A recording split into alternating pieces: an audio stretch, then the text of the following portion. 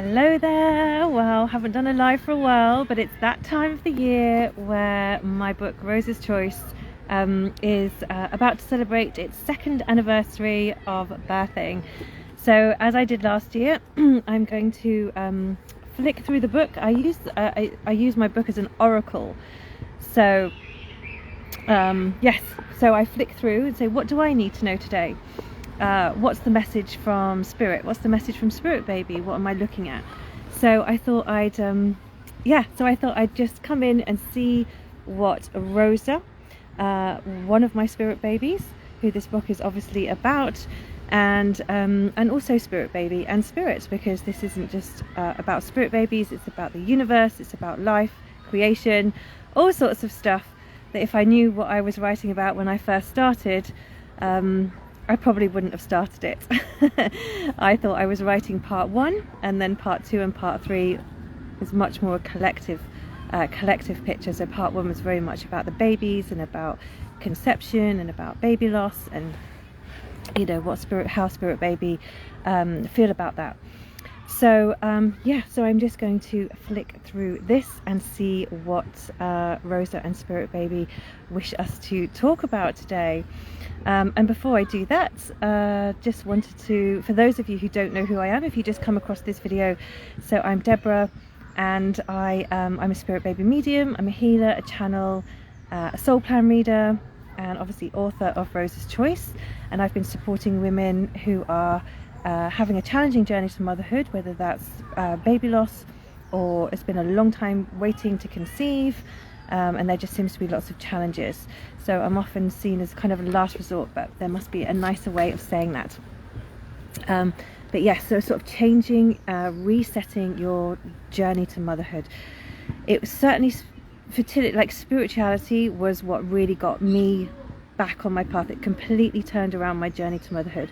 So after sort of multiple baby losses, and then of course having to face that decision of having to release Rosa due to medical complications, that was my down point, but also the moment that completely changed my life as well, changed how I felt about motherhood, my journey to motherhood, myself, and also obviously pushed me into what I'm doing now, encouraged me onto my soul's path, because it is part of my soul's plan to be here in this role, helping these babies to come in and supporting their mothers to feel empowered.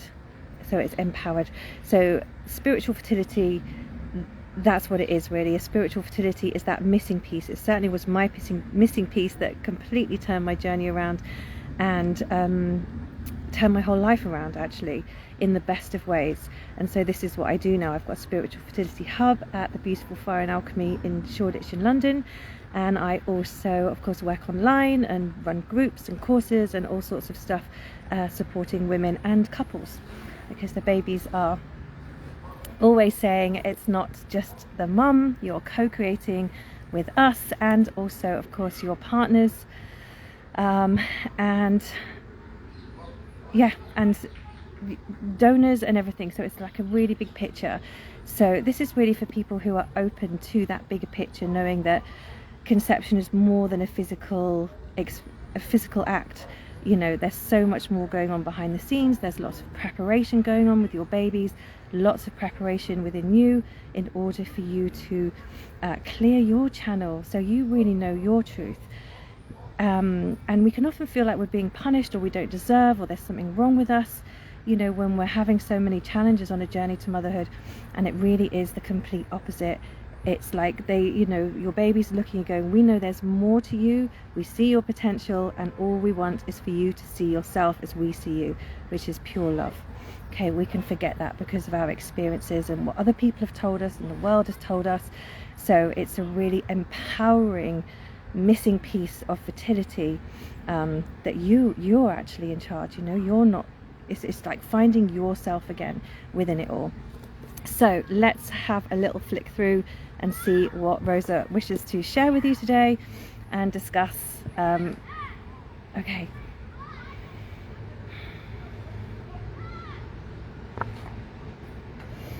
Okay, so if you do have the book, it's page 160 and 161.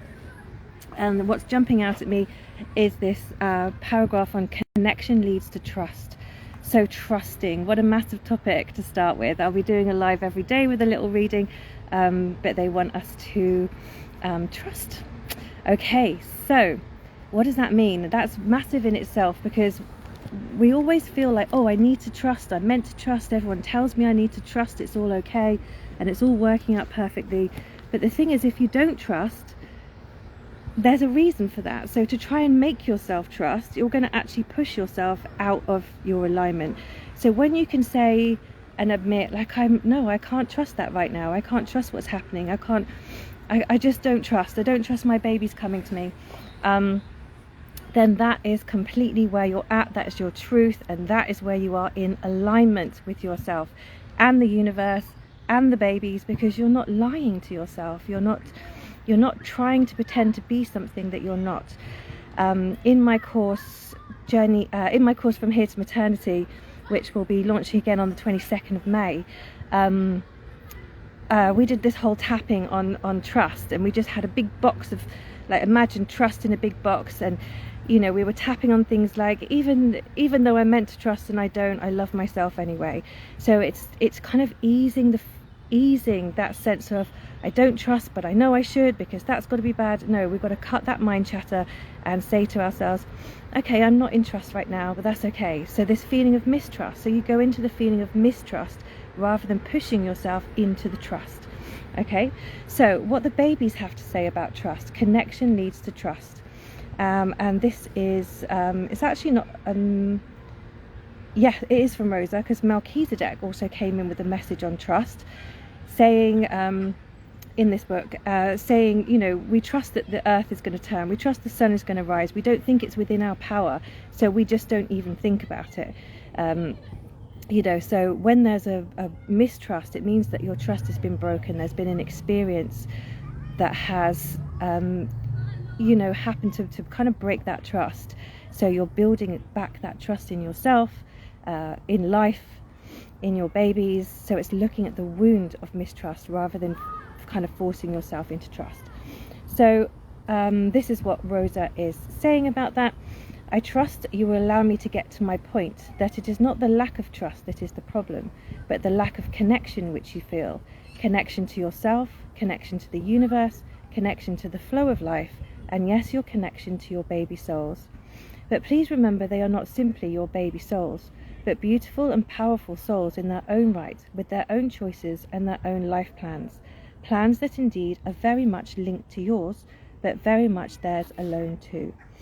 Can you trust your baby souls have made their right choices, choices that are right for them, even if they feel so far from right for you? And can you trust that your own soul's calling is to have been a part, a very loving part, of this baby soul's journey thus far?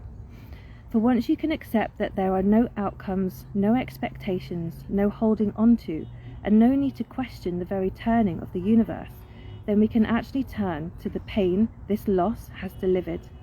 The pain of ownership, the pain of control, the pain of losing the thoughts and expectations which you had placed upon these souls who have choice but to take their leave. And I would add also coming in. And for you to question why this is so, for surely the loss of a child is the most grievous burn on a human soul, and it is only the bravest and most courageous who have offered to experience this pain. For within this burn is always a new flourishing, a new seed, a new life than the one you ever thought possible. We are not saying this is an easy adjustment to make, but we are saying to please hold on to the burn of pain, turning and transforming it into the most beautiful forest of love. Once again, a forest that may be very different from the one you once saw, but a forest nonetheless. We hold you in our light as you move through the fire of pain and into the heat of love and the light that lies beyond it, a world that is indeed very different, but no less sublime and beautiful than the one first imagined. Trusted innate, it is always there. It has simply been forgotten under the piles of pain. Yet within these piles are the secrets to life itself, and when you hold the secrets to life, you know there is no need to ever feel this or buy into this sense of mistrust ever again. We ask you to resume within these moments of pain your connection with yourself, and that which in turn is a connection to the entire universe, with our love and blessings for your understanding of the complications in the simplicity that is life on your earth. Okay, so I hope that makes sense, but of course please do put in the comments or direct message me with anything that you wish to say about that, or any questions. You know, sometimes all we can do is keep breathing and trusting, and you know, trust isn't easy, but it's finding that place of acceptance within your mistrust, and looking at what is the wound within that mistrust. Why am I mistrusting? Why do I feel the way I feel? And when you go into those questions and you find your answers within that, then you know, that easing of the energy of mistrust occurs. So yeah, I think that's probably enough for today. So trust, a big topic to think about, and not putting any pressure on yourself to be in trust. Okay, it's more looking at why don't I trust, rather than trying to trust. It's looking at the wound that's broken that connection with yourself, the universe, your babies, whatever it is for you. So yes, sending so much love, and breathing through this with you, holding you in love. And of course, please do get in touch with any questions. If you'd like a clarity call, just to check in where you're at and see if I can support you with anything. From Here's Maternity Said, we'll be launching in on the 22nd of May. But also this weekend, if you're around in London, on Sunday the 21st of May, then myself and fellow author of Baby Talk to Me, midwife, spirit baby medium, healer, we are joining forces, joining years and years of experience in one beautiful place at my spiritual fertility hub at Fire and Alchemy, where we're holding a urban fertility retreat. So a day retreat where you come and just feel so special, so held. You walk out of there with a connection with your future babies, feeling more expansive and in your womb, and trusting in your body, trusting in yourself, and just having this beautiful connection. And apart from that, just feeling held and filled with love. We're going to be doing so many magical things, so please do check the link in my bio for all of that stuff. Okay, for now, lots and lots of love from myself and Rosa, who just call on her. She's like any kind of master soul, if you like. She's turned up in people's transfer, like embryo transfers. They felt her energy if they've been connected to her. So do call on her energy. And of course, you know, we just need to ask. We forget to ask for help, whether that's from people physically here. It can be hard to ask for help, but do ask for help from your spirit team as well. And I absolutely know that Rosa is on call for anyone who feels they are open to that spiritual fertility, open to receiving these very high vibration babies that are coming into the world. With you as a high vibration mother, woman, who's got so much power, so much love. It's just maybe a little bit buried under some emotional hurts and wounds. So biggest of hugs to you, sending lots and lots of love. And I'll be back in with another little reading tomorrow. Okay, take care. Bye.